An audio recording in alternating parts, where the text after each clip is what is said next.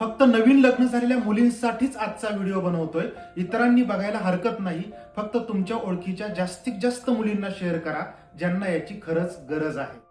एक, तुम्ही तुमचं घरदार, आई वडील, माहेर हे सगळं सोडून एका नवीन घरात, नवीन माणसात, नवीन कल्चर असणाऱ्या ठिकाणी मिक्स होता. हे खरंच इतकं सोपं नाही.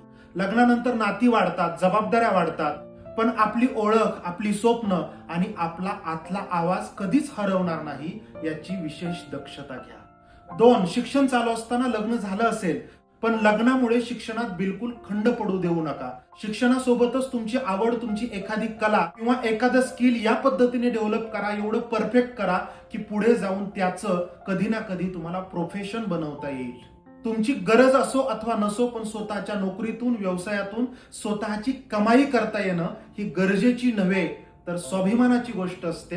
हे कायम लक्षात ठेवा. तीन, सासरकडच्या मंडळींशी जुळवून घ्यायचा प्रयत्न करा. लाख तुमच्या सासू सासऱ्यांचे विचार ऑर्थोडॉक्स असतील, जुनाट पद्धतीचे असतील, कदाचित दिराबरोबर, जावेबरोबर तुमचं पटत नसेल, पण अडीअडचणीच्या वेळेला हीच माणसं कुटुंब म्हणून भक्कमपणे तुमच्या सोबत असणार आहेत. हे कायम लक्षात ठेवा. म्हणून तुमच्या बाजूने चूक होणार नाही याची दक्षता घ्या. झालीच एखादी चूक तर माफी मागून मोकळे व्हा. तुमचा मोठा भाऊ म्हणून खूप तळमळीनं सांगतोय, माझ्याकडे मॅरेज काउन्सिलिंगसाठी येणाऱ्या बहुतांश केसेसमध्ये आईचा मुलीच्या संसारात होणारा अनावश्यक आणि अति हस्तक्षेप हा अनेक संसार मोडायला कारणीभूत आहे. काय होतं ना, सासरकडच्या छोट्या मोठ्या गोष्टी तक्रारींच्या स्वरूपात रोजच्या रोज जेव्हा माहेरकडे पोहोचतात तेव्हा शेवटी ती आई असते. त्यामुळे भावनेच्या ओघात एखादा सल्ला उलट सुलट देण्याची दाट शक्यता असते. म्हणून हे जर टाळता आलं ना तर उत्तमच आहे.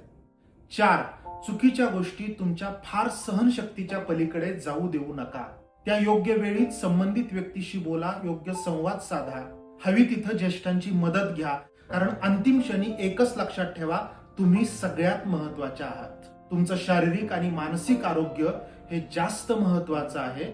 स्वतःचं अस्तित्व आणि स्वतःची अस्मिता ही जास्त महत्वाची आहे. ती जपलीच पाहिजे. या सगळ्यावर तुम्हाला काय वाटतं मला कमेंट करून कळवा. आणि हे विचार पटत असतील तर शेअर करायला विसरू नका. थँक्यू.